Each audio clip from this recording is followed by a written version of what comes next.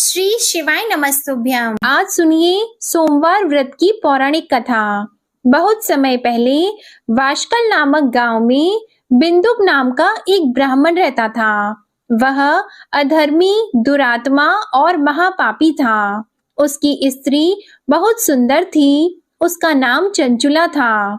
वह सदा उत्तम धर्म का पालन करती थी, परंतु बिंदुक वैश्यागामी था।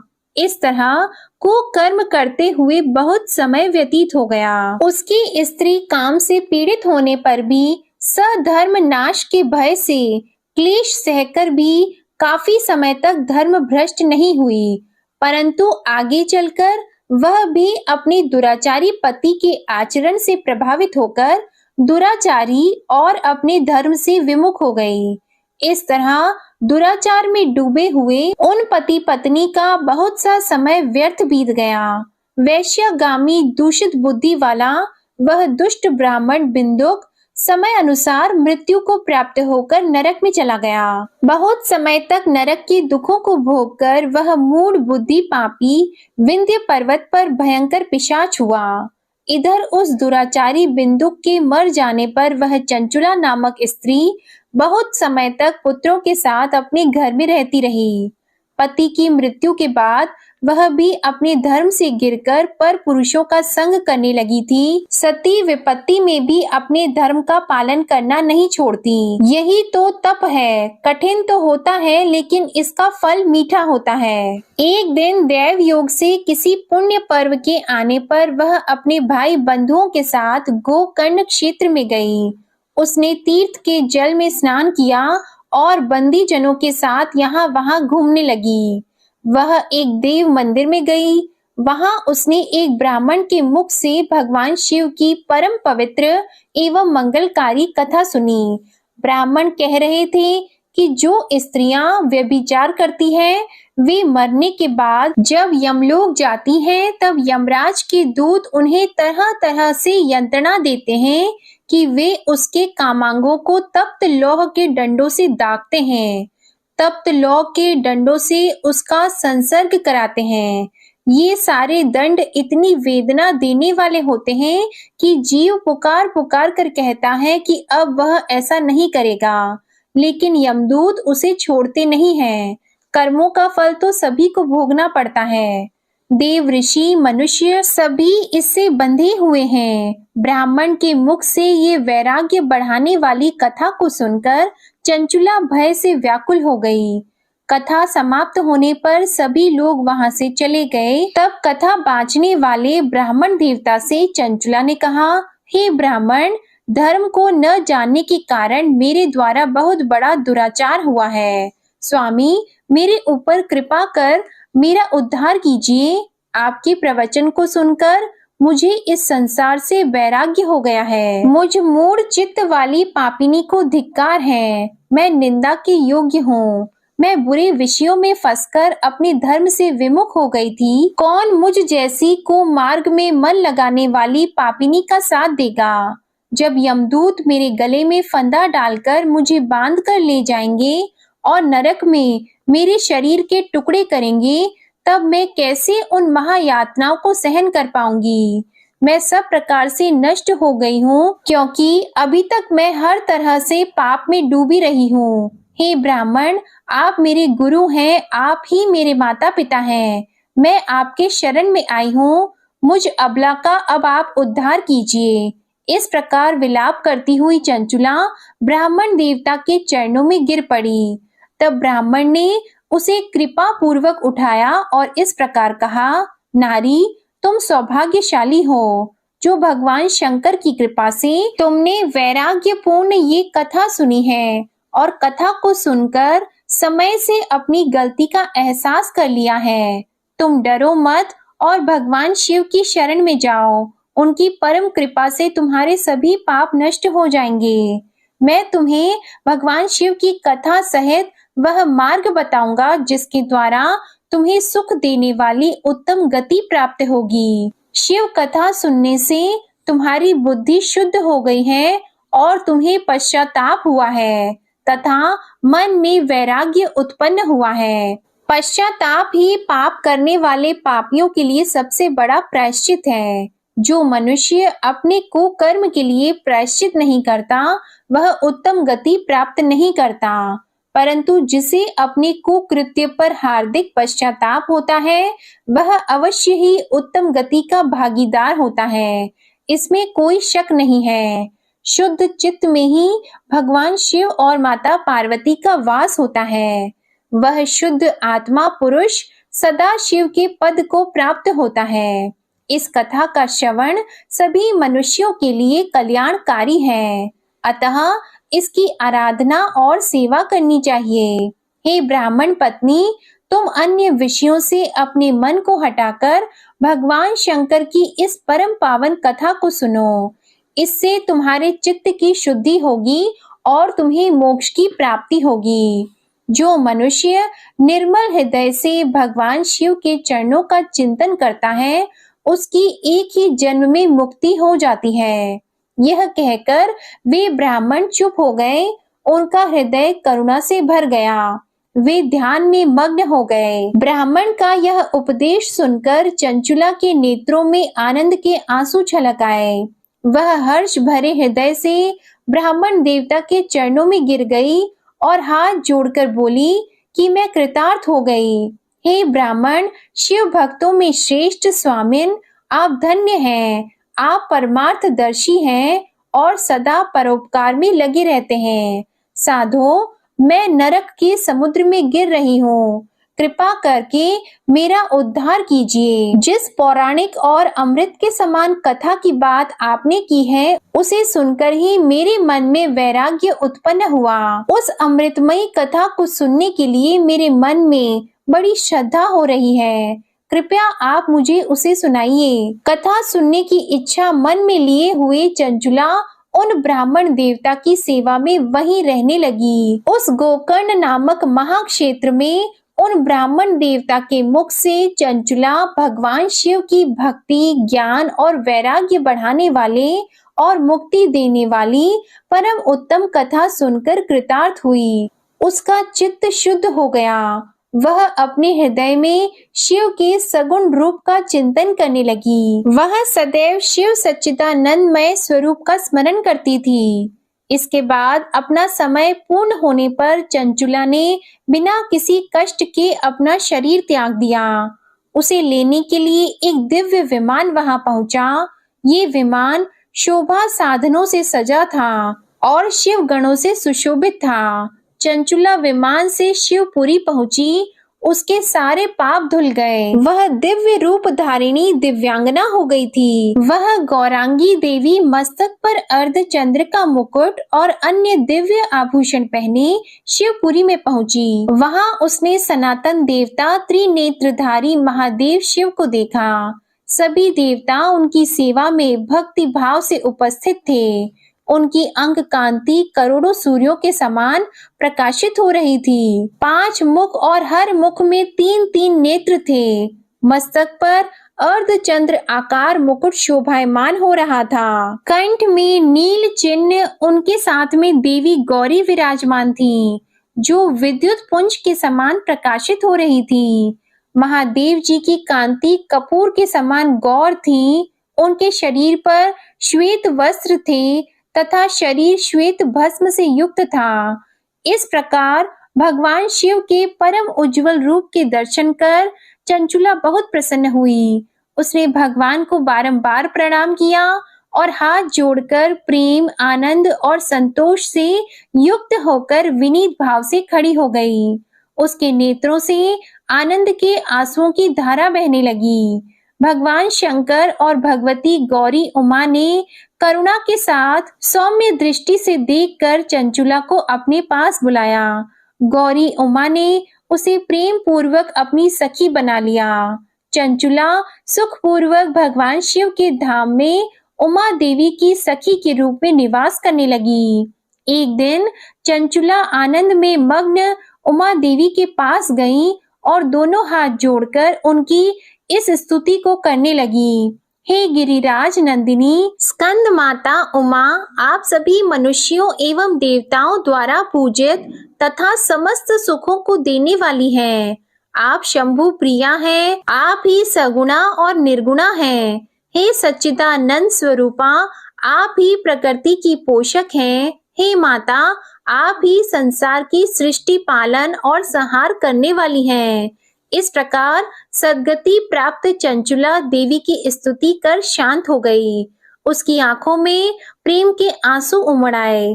तब शंकर प्रिया भक्त वत्सला उमा देवी ने बड़े प्रेम से चंचुला को चुप कराते हुए कहा कि सखी चंचुला, मैं तुम्हारी इस स्तुति से प्रसन्न हूँ। बोलो, क्या वर मांगती हो? तब चंचुला बोली, हे गिरिराज कुमारी, मेरे पति बिंदुक इस समय कहाँ हैं? उनकी स्थिति कैसी है, मुझे बताइए और कुछ उपाय कीजिए ताकि हम फिर से मिल सकें। हे महादेवी, मेरे पति एक शूद्र जाति वैश्या के प्रति आसक्त थे और पाप में ही डूबे रहते थे। गिरिजा बोली, बेटी, तुम्हारा पति बिंदुक पापी था। उसका अंत बड़ा भयानक हुआ। वैश्या का उपभोग करने के कारण वह मूर्ख नरक में अनेक वर्षों तक अनेक प्रकार के दुख भोगकर अब शेष पाप को भोगने के लिए विंध्य पर्वत पर पिशाच की योनि में रह रहा है और वह दुष्ट वहीं वायु पीकर रहता है और सब प्रकार के कष्ट सहता है। गौरी देवी की ये बात सुनकर चंचुला अत्यंत दुखी हो गई। फिर मन को किसी तरह स्थिर करती हुई दुखी हृदय से माँ गौरी से उसने एक बार फिर पूछा, हे महादेवी, मुझ पर कृपा कीजिए और मेरे पापी पति का अब उद्धार कीजिए। कृपा करके मुझे वह उपाय बताइए जिससे मेरे पति को उत्तम गति प्राप्त हो सके। गौरी देवी ने कहा, यदि तुम्हारा पति भगवान शिव की पुण्यमय उत्तम कथा सुने तो वह इस दुर्गति को पार करके उत्तम गति का भागी हो सकता है। अमृत के समान मधुर गौरी देवी के ये वचन सुनकर चंचुला ने दोनों हाथ जोड़कर मस्तक झुकाकर उन्हें बार बार प्रणाम किया और प्रार्थना की कि मेरे पति को भगवान शिव की कथा सुनाने की व्यवस्था कीजिए। ब्राह्मण पत्नी चंचुला के बार बार प्रार्थना करने पर शिव प्रिया गौरी देवी ने भगवान शिव की महिमा का गान करने वाले गंधर्व राज तुमरु को बुलाकर कहा, तुमरु, तुम्हारी भगवान शिव में प्रीति है। तुम मेरे मन की सभी बातें जानकर मेरे कार्यों को सिद्ध करते हो, तो मेरी इस सखी के साथ विंध्य पर्वत पर जाओ। वहां एक महाघोर और भयंकर पिशाच रहता है। पूर्व जन्म में वह पिशाच बिंदुक नामक ब्राह्मण मेरी इस सखी चंचुला का पति था। वह वैश्यागामी हो गया था। वह स्नान, संध्या आदि नित्य कर्म छोड़कर अपवित्र रहने लगा। क्रोध के कारण उसकी बुद्धि भ्रष्ट हो गई थी। दुर्जनों से उसकी मित्रता तथा सज्जनों से द्वेष बढ़ गया था।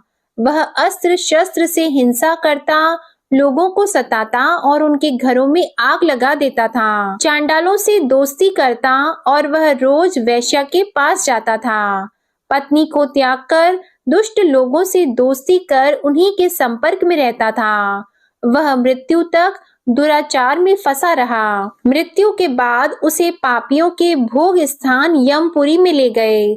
वहां घोर नरकों को सहकर इस समय वह विंध्य पर्वत पर पिशाच बनकर रह रहा है और पापों का फल भोग रहा है। तुम उसके सामने परम पुण्यमयी पापों का नाश करने वाली भगवान शिव की दिव्य कथा का प्रवचन करो।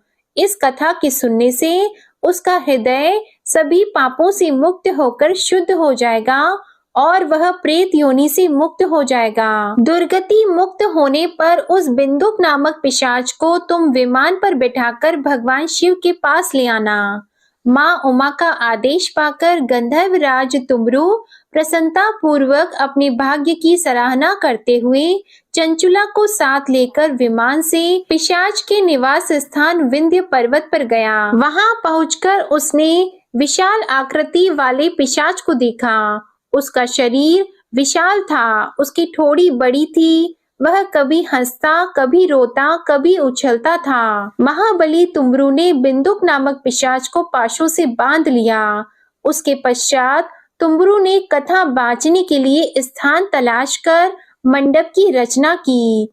शीघ्र ही इस बात का पता लोगों को चल गया कि एक पिशाच के उद्धार हेतु देवी पार्वती की आज्ञा से तुमरू भगवान शिव की कथा सुनाने विंध्य पर्वत पर आया है। उस कथा को सुनने के लोभ से बहुत से देवर्षि वहां पहुंच गए। सभी को आदर पूर्वक स्थान दिया गया। पिशाच बिंदुक को पाशों में बांधकर आसन पर बिठाया गया और तब तुमरू ने परम उत्तम भगवान शिव की अमृत कथा का गान शुरू किया, जिससे सभी श्रोता कृतार्थ हो गए। परम पुण्यमयी कथा को सुनकर पिशाच सभी पापों से मुक्त हो गया और उसने पिशाच शरीर का त्याग कर दिया। शीघ्र ही उसका रूप दिव्य हो गया। उसका शरीर गौर वर्ण का हो गया। शरीर पर श्वेत वस्त्र एवं पुरुषों के आभूषण आ गए। इस प्रकार दिव्य देहधारी होकर बिंदुक अपनी पत्नी चंचुला के साथ स्वयं भी भगवान शिव का गुणगान करने लगा। उसे दिव्य रूप में देखकर सभी को बहुत आश्चर्य हुआ। उसका मन परम आनंद से परिपूर्ण हो गया। सभी भगवान महेश्वर के अद्भुत चरित्र को सुनकर कृतार्थ होकर उनका यशोगान करते हुए अपने अपने धाम को चले गए। बिंदुक अपनी पत्नी चंचुला के साथ विमान में बैठकर शिवपुरी की ओर चल दिया। महेश्वर के गुणों का गान करता हुआ बिंदुक अपनी पत्नी चंचुला और तुमरू के साथ शीघ्र ही शिव धाम पहुंच गया। भगवान शिव देवी पार्वती ने उसे अपना पार्षद बना लिया। दोनों पति पत्नी सुखपूर्वक भगवान महेश्वर एवं देवी गौरी के श्री चरणों में अविचल निवास पाकर धन्य हो गए। बोलिए उमा महेश्वर भगवान की जय। अब सुनिए भगवान शंकर की दूसरी कथा। एक धनवान साहूकार था, जिसके घर किसी प्रकार की कोई कमी नहीं थी, परंतु उसको एक दुख था। उसका कोई पुत्र नहीं था। वह इसी चिंता में दिन और रात रहता था और वह पुत्र की कामना से हर सोमवार को शिवजी का व्रत और पूजन किया करता था।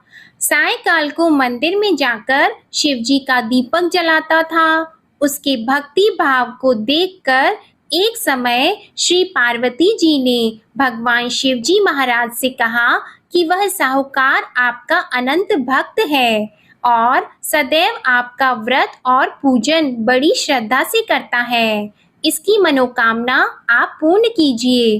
तब भगवान शिव ने कहा कि हे पार्वती, यह संसार कर्म क्षेत्र है। जैसी किसान खेत में जैसा बीज बोता है वैसा ही फल काटता है, उसी तरह से इस संसार में जैसा कर्म करते हैं वैसा ही फल मिलता है। तब माता पार्वती ने अत्यंत आग्रह से कहा कि महाराज, जब यह आपका भक्त है और इससे किसी प्रकार का दुख है तो उसको अवश्य दूर करना चाहिए, क्योंकि आप सदैव अपने भक्तों पर दयालु हैं और उनके दुखों को दूर करते हैं। यदि आप ऐसा नहीं करेंगे तो मनुष्य आपकी सेवा व्रत क्यों करेंगे? माता पार्वती जी के आग्रह को देखकर भगवान भोलेनाथ कहने लगे कि हे पार्वती, इसके कोई पुत्र नहीं है, इसी चिंता से यह दुखी रहता है। इसके भाग्य में पुत्र न होने पर भी इसके पुत्र की प्राप्ति का मैं वर देता हूँ, परंतु वह पुत्र केवल 12 वर्ष तक जीवित रहेगा। इसके पश्चात वह मृत्यु को प्राप्त हो जाएगा। इससे अधिक मैं और कुछ इसके लिए नहीं कर सकता हूँ। यह सब बातें वह साहूकार सुन रहा था। इससे उसको न कुछ प्रसन्नता हुई और न ही उसे कुछ कष्ट हुआ। वह पहले जैसे ही भगवान शिव का व्रत और पूजन करता रहा।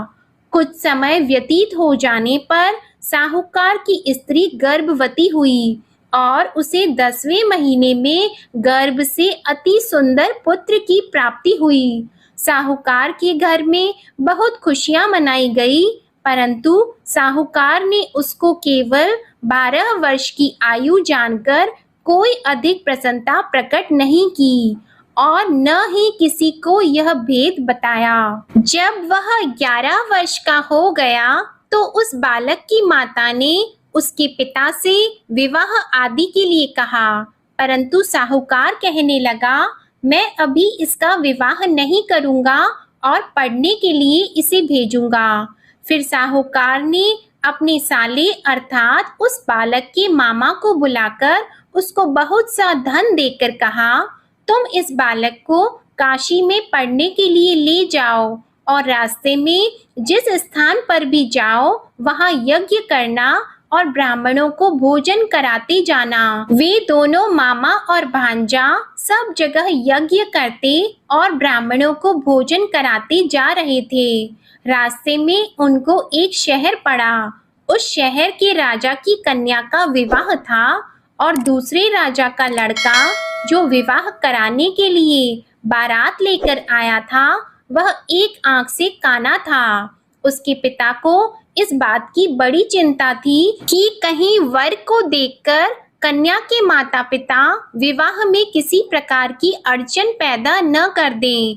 इस कारण जब उसने अति सुंदर सेठ के लड़के को देखा तो उसने मन में विचार किया कि क्यों न दरवाजे के समय इस लड़के से वर का काम चलाया जाए।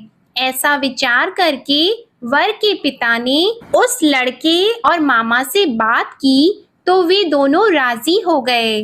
फिर उस लड़के को वर के कपड़े पहनाकर और घोड़ी पर चढ़ाकर दरवाजे पर ले गए और बड़ी सुंदरता से सब कार्य संपन्न हो गए। वर के पिता ने सोचा यदि विवाह कार्य भी इसी लड़के से करा दिया जाए तो इसमें क्या बुराई है। ऐसा विचार करके लड़का और उसके मामा से कहा, यदि आप फेरों और कन्यादान का काम भी करा दें तो आपकी बड़ी कृपा होगी और हम इसके बदले बहुत सा धन देंगे। उन्होंने भी स्वीकार कर लिया और विवाह कार्य भी बहुत कुछ अच्छी तरह से हो गया। परंतु जिस समय लड़का जाने लगा तो उसने राजकुमारी की चुन्नी के पल्ले पर लिख दिया कि तेरा विवाह मेरे साथ हुआ है, परंतु जिस राजकुमार के साथ तुमको भेजेंगे वह एक आंख से काना है। मैं तो काशी जी पढ़ने जा रहा हूँ। उस राजकुमारी ने जब अपनी चुन्नी पर ऐसा लिखा हुआ देखा तो उसने राजकुमार के साथ जाने से मना कर दिया और कहा कि ये मेरा पति नहीं है, मेरा विवाह इसके साथ नहीं हुआ, वह तो काशी जी पढ़ने गया है। राजकुमारी के माता पिता ने अपनी कन्या को विदा नहीं किया और बारात वापस चली गई। उधर वह सेठ का लड़का और उसका मामा काशी जी पहुंच गए। वहां जाकर उन्होंने यज्ञ करना और लड़के ने पढ़ना शुरू कर दिया। जब लड़के की आयु 12 साल की हो गई तब एक दिन उन्होंने यज्ञ रचा रखा था कि लड़के ने अपने मामा से कहा कि आज तो मेरी तबीयत ठीक नहीं है। मामा ने कहा अंदर जाकर सो जाओ। जब लड़का अंदर जाकर सो गया और थोड़ी देर में उसके प्राण निकल गए। जब उसके मामा ने आकर देखा कि वह तो मुर्दा पड़ा है तो उनको बहुत दुख हुआ और उन्होंने सोचा कि मैं अभी रोना पीटना मचा दूंगा तो यज्ञ का कार्य अधूरा रह जाएगा। अतः उन्होंने जल्दी से यज्ञ का कार्य समाप्त करके ब्राह्मणों के जाने के बाद रोना पीटना आरंभ कर दिया। संयोगवश उसी समय शिवजी और पार्वती जी उधर से जा रहे थे। पार्वती जी कहने लगी, हे महादेव, कोई दुखियारा रो रहा है, इसके कष्टों को आप दूर करो। तब भगवान शिव बोले, इसकी आयु इतनी ही थी सो ये भोग चुका है। माता पार्वती ने कहा कि महाराज कृपा करके इस बालक को और आयु दे दो, नहीं तो इसके माता पिता तड़प तड़प कर मर जाएंगे। पार्वती जी के इस प्रकार बार बार आग्रह करने पर भगवान शिव जी ने उसे जीवन दान दे दिया और शिव जी की कृपा से लड़का जीवित हो गया। शिव जी और पार्वती जी कैलाश पर्वत पर चले गए। तब इस प्रकार यज्ञ करते हुए लड़का और उसके मामा अपने घर की ओर चल पड़े। रास्ते में उसी शहर में गए जहां उसका विवाह हुआ था और जहां पर आकर यज्ञ किया तो लड़के के ससुर ने उसे पहचान लिया और अपने घर महल में जाकर बड़ी खातिर के साथ बहुत दास दासियों के सहित आदर पूर्वक लड़की और जमाई को विदा किया। जब वह अपने शहर के निकट आए तो मामा ने कहा, मैं पहले तुम्हारे घर जाकर सबको खबर करता हूँ। उस समय लड़के के माता पिता अपने घर की छत पर बैठे हुए थे और उन्होंने यह प्रण कर रखा था कि यदि हमारा पुत्र सकुशल घर आएगा तो राजी खुशी नीचे उतरकर आ जाएंगे, नहीं तो छत से गिरकर अपने प्राण खो देंगे। इतने में उस लड़के के मामा ने जाकर यह समाचार दिया कि आपका पुत्र आ गया है, परंतु उनको विश्वास नहीं हुआ। तब उसके मामा ने शपथ पूर्वक कहा कि आपका पुत्र अपनी स्त्री के साथ बहुत सारा धन लेकर आया है। तो सेठ ने आनंद के साथ उसका स्वागत किया और बड़ी प्रसन्नता से रहने लगे। इस प्रकार जो भी व्यक्ति सोमवार का व्रत करता है अथवा इस कथा को पढ़ता है या सुनता है, भगवान भोलेनाथ उसके सभी दुखों को दूर करके उसकी समस्त मनोकामनाओं को पूर्ण करते हैं। बड़ी ही श्रद्धा और भक्ति के साथ अब आप सुनिए सोमवार की दूसरी कथा। एक बार की बात है, माता पार्वती शिवजी को पति के रूप में प्राप्त करने के लिए घोर तप कर रही थी। उनके तप को देखकर देवताओं ने शिवजी से देवी की मनोकामना को पूर्ण करने की प्रार्थना की। शिवजी ने पार्वती जी की परीक्षा लेने के लिए सप्त ऋषियों को भेजा। सप्त ऋषियों ने शिवजी के सैकड़ों अवगुण गिनाए, पर पार्वती जी को महादेव जी के अलावा किसी और से विवाह मंजूर नहीं था। तब शंकर जी ने स्वयं पार्वती जी की परीक्षा लेने की ठानी। तब भगवान शंकर स्वयं प्रकट हुए और पार्वती जी को वरदान देकर अंतर्ध्यान हुए। इतने में पार्वती माता जहाँ तप कर रही थी, वहीं पास में तालाब में मगरमच्छ ने एक लड़के को पकड़ लिया। लड़का जान बचाने के लिए चिल्लाने लगा। तब पार्वती जी से उस बच्चे की चीख सुनी नहीं गई। द्रवित हृदय होकर वे तालाब पर पहुंची। वहां देखा कि मगरमच्छ लड़के को तालाब के अंदर खींचकर ले जा रहा है। लड़के ने देवी को देखकर कहा कि मेरी माता पिता और भाई बंधु कोई नहीं है, आप मेरी रक्षा करें। तो पार्वती जी ने कहा कि मगरमच्छ इस लड़के को छोड़ दो। मगरमच्छ बोला, दिन के छठे पैर में जो मुझे मिलता है उसे मैं अपना आहार समझकर स्वीकार कर लेता हूँ, यह मेरा नियम है। ब्रह्मदेव ने दिन के छठे पहर में इस लड़के को भेजा है, तो मैं इसे क्यों छोड़ूं? पार्वती जी ने विनती की कि तुम इसे छोड़ दो, बदले में तुम्हें जो चाहिए वह मुझसे कहो। तो मगरमच्छ बोला, एक ही शर्त पर मैं इसे छोड़ूंगा। आपने तप करके महादेव जी से जो वरदान लिया है, यदि उस तप का फल मुझे दे दो तो मैं इसे छोड़ दूंगा। पार्वती जी तुरंत तैयार हो गईं। उन्होंने कहा, मैं अपने तप का फल तुम्हें देने को तैयार हूँ, लेकिन तुम इस बालक को छोड़ दो। मगरमच्छ ने समझाया, सोच लो देवी, जोश में आकर संकल्प मत करो। हजारों वर्षों तक जैसा तप किया है वैसा देवताओं के लिए भी संभव नहीं है। उसका सारा फल इस बालक के प्राणों के बदले चला जाएगा। पार्वती जी ने कहा, मेरा निश्चय पक्का है, मैं तुम्हें अपने तप का फल देती हूँ, तुम इसको जीवन दे दो। मगरमच्छ ने पार्वती जी से तप दान करने का संकल्प करवाया।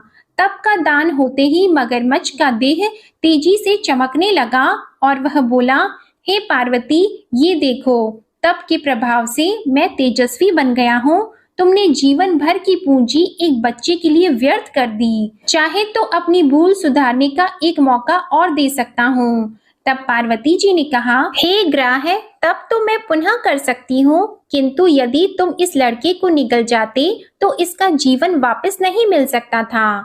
देखते ही देखते वह लड़का अदृश्य हो गया और मगरमच्छ भी लुप्त हो गया।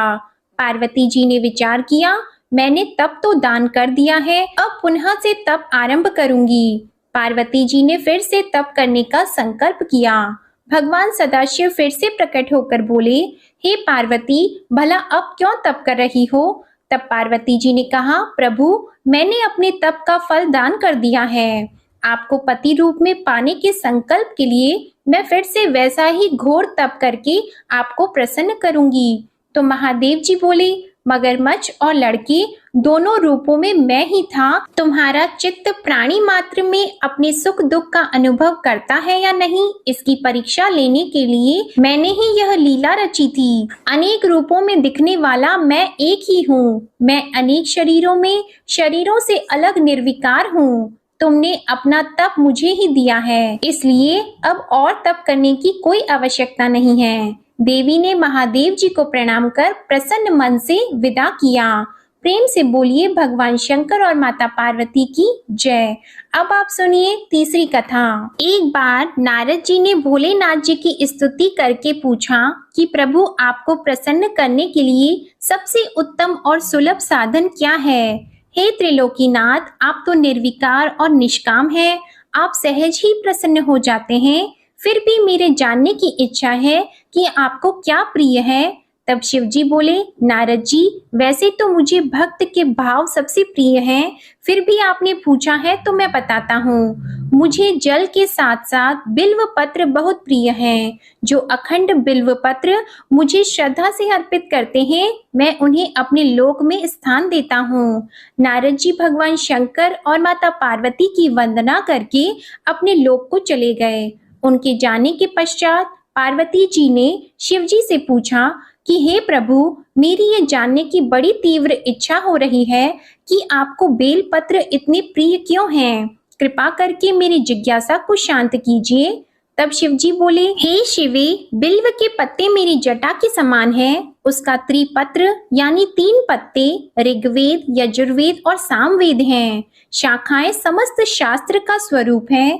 बिल्व वृक्ष को आप पृथ्वी का कल्प वृक्ष समझें, जो ब्रह्मा, विष्णु और शिव स्वरूप है। हे पार्वती, स्वयं महालक्ष्मी जी ने शैल पर्वत पर बिल्व वृक्ष रूप में जन्म लिया था। इस कारण भी बेल का वृक्ष मेरे लिए अति प्रिय है। महालक्ष्मी जी ने बिल्व का रूप धरा, ये सुनकर पार्वती जी कौतूहल में पड़ गईं और पार्वती जी कौतूहल से उपजी जिज्ञासा को रोक न पाईं। उन्होंने पूछा, देवी लक्ष्मी ने आखिर बिल्व वृक्ष का रूप क्यों लिया? आप ये कथा विस्तार से कहें। तब भोलेनाथ ने देवी पार्वती जी को कथा सुनाना आरंभ किया। हे देवी, सतयुग में ज्योति रूप में मेरे अंश का रामेश्वर लिंग था।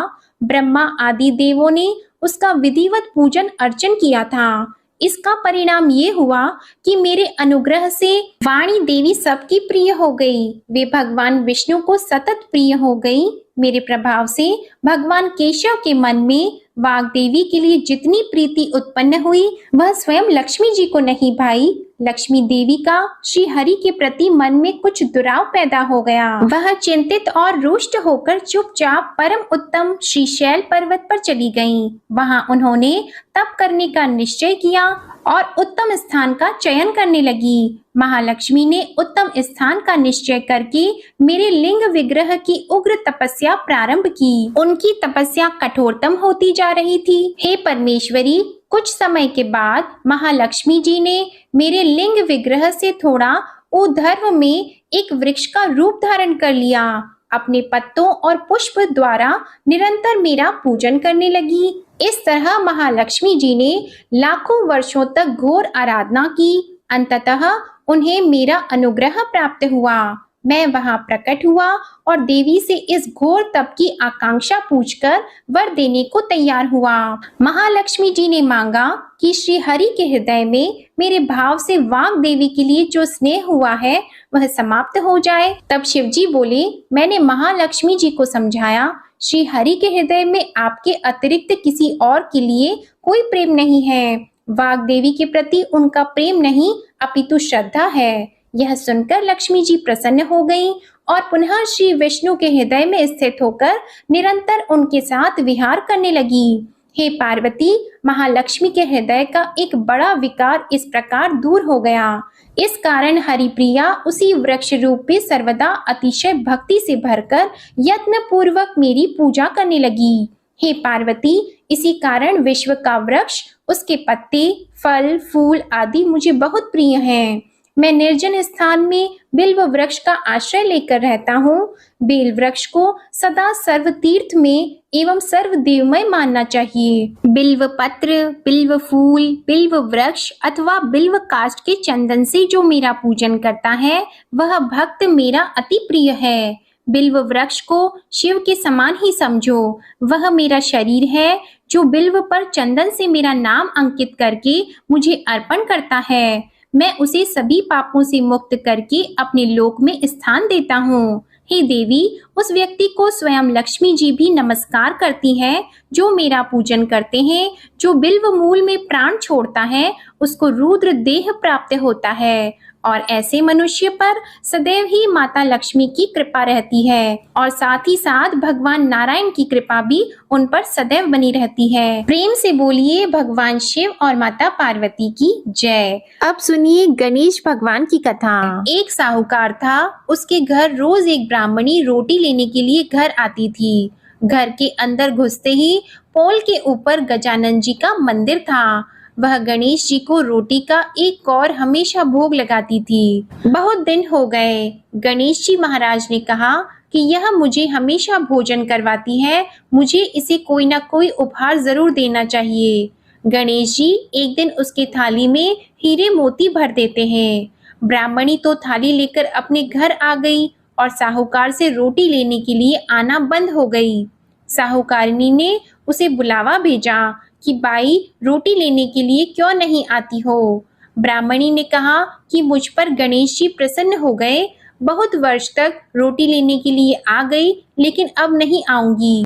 साहूकारनी मन में बहुत नाराज हुई और गणेश जी से कहा कि आप ब्राह्मणी के ऊपर प्रसन्न हुए परंतु मुझ पर प्रसन्न नहीं हुए। तब गणेश जी की मूर्ति हटाकर उसने बाहर फेंक दी। इधर सेठ जी की दुकान में धंधा पानी बंद हो गए। एक दिन सेठ जी की नजर पोल के मंदिर पर गई तो सेठानी जी को पूछा कि गणेश जी कहाँ गए। तो साहूकारनी ने कहा कि ऐसे गणेश जी का क्या करें जो ब्राह्मणी पर तो प्रसन्न हो गए लेकिन हमारे ऊपर प्रसन्न नहीं हुए। इस कारण मैंने तो गणेश जी को हटाकर फेंक दिया है। तब सेठ जी ने कहा कि यह तुमने क्या किया, मेरा तो व्यापार और धंधा चलना बंद हो गया है। गणेश जी तुमने कहाँ फेंके हैं, जल्दी बताओ, मैं उन्हें वापस लेकर आता हूँ। साहूकार जी वापस से गणेश जी को लेने के लिए गए तो गणेश जी इतने भारी हो गए कि वे उठे ही नहीं। साहूकार जी ने कहा कि मेरे से गलती हो गई है, आप मेरे घर पधारिए। गणेश जी तो और भी भारी होते गए और कहा कि मैं तो नहीं चलूंगा, पहले साहूकारनी को बुलाकर यहाँ लाओ और वह मुझसे माफी मांगेगी तो ही मैं चलूंगा। और गणेश जी ने कहा कि मुझे हमेशा सवा सेर का चूरमा करके भोजन कराओगे तो ही मैं चलूंगा। साहूकार साहूकारनी को लेकर आए और उससे माफी भी मंगवाई और सवा सेर का चूरमा चढ़ाने की हाँ भी भरी। तब साहूकार और साहूकारनी ने गणेश जी को वापस घर लाकर उन्हें पोल में बिठाया। ऐसा करने पर साहूकार का व्यापार फिर से चलने लगा।